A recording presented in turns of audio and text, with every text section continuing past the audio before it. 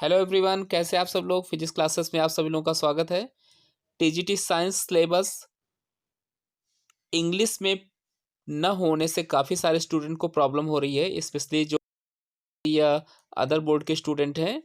तो स्टेप में हमने आपको ट्रांसलेट करके पार्ट 1 प्रोवाइड किया था। आज इसका दूसरा पार्ट आ रहा है। एक साथ पूरा सिलेबस प्रोवाइड नहीं कर पा रहे हैं, और यहाँ पर ये ध्यान रखिएगा कि सिंपली ट्रांसलेशन के जरिए पॉइंट वाइज सिलेबस को कन्वर्ट किया गया है।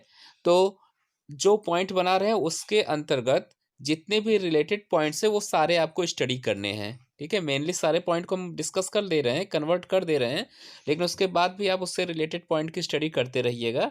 अब हमारा सेकेंड यूनिट जो थी उसमें जहाँ पे हमने छोड़ा था 21 पॉइंट के बाद, उसके बाद शुरुआत करते हैं।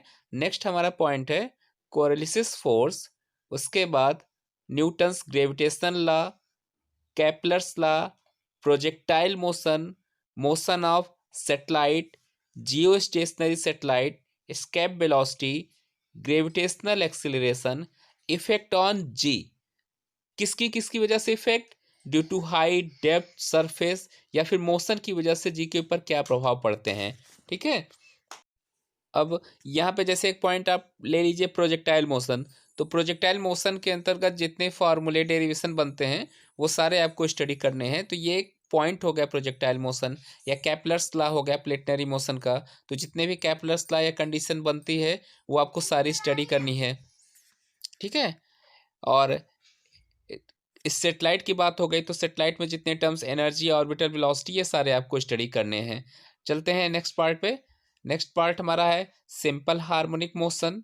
इसमें कई सारे एसेंशियल कंडीशन है, फार्मूले हैं, इक्वेशंस हैं, सारे आपको स्टडी करने हैं। Next point features of a simple harmonic motion, फिर उसके बाद simple pendulum, conservative and non conservative force.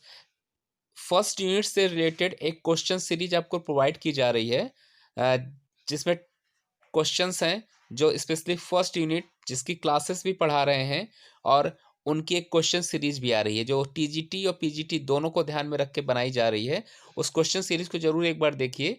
10 से लेके 20 क्वेश्चन के सेट है, साथ ही साथ पिछली परीक्षाओं के जो पेपर आए हैं, प्रीवियस ईयर के जो क्वेश्चन हैं वो भी सॉल्व कराया जा रहा है। तो उन सारी सीरीज और क्वेश्चन को देखते रहिए। रेगुलर क्लासेस भी अब आपकी इंग्लिश मीडियम में ही चलेंगी। हिंदी मीडियम में कुछ बच्चों की शुरुआत में डिमांड थी, लेकिन ज़्यादातर most of student English medium में कर रहे हैं। तो आपकी क्लासेस जैसे बीएससी एमएससी की क्लासेस चलती हैं, ठीक उसी प्रकार से अब टीजीटी और पीजीटी की क्लासेस भी चलेंगी। इस समय तो टीजीटी की क्लासेस चल रही हैं। तो चलते हैं आगे। आगे कौन सा हमारा पॉइंट है इसको देखते हैं। नेक्स्ट पॉइंट है रिस्टोरिंग फोर्स, फिर टाइम पीरियड।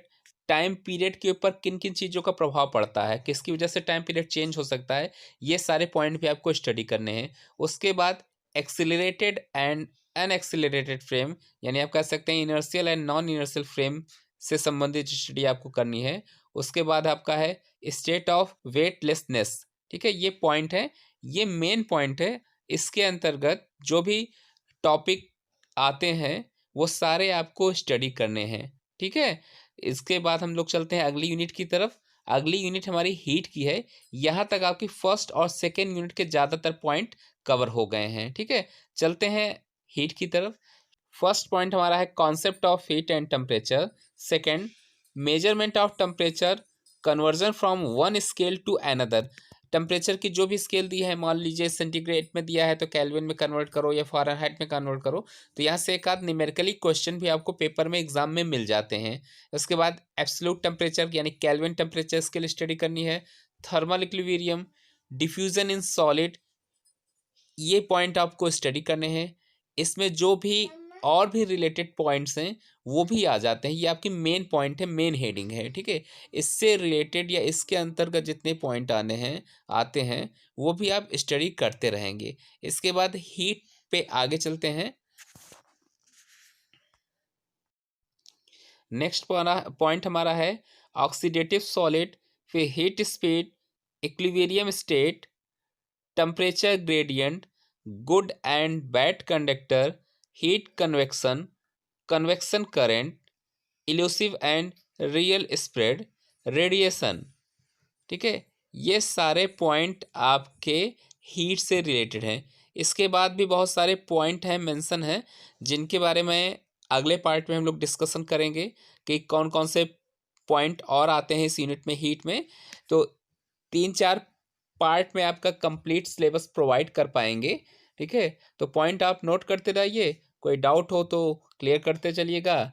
बीच में थोड़ा-सा गैप हो गया नेक्स्ट पार्ट आने में, लेकिन अगला पार्ट इसका सिलेबस का बहुत जल्दी आपको प्रोवाइड कर देंगे।